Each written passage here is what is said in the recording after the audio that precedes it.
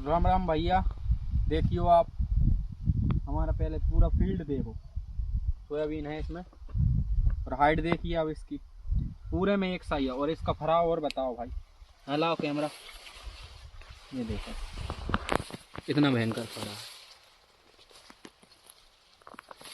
एक पेड़ में कम से कम 100 फल्ली है। एक पेड़ में 100 फल्ली। वो पेड़ भी आप देख सकते हैं काफी मोटे तने का है। और अगर आपको ये बीज चाहिए हो, देखो भाई तना देखिए, फराब देखिए, एक नंबर। अगर आपको ये चाहिए हो तो डिस्प्ले पे मेरा नंबर आ रहा है, कांटेक्ट करें। और ये है जिला विदिशा में।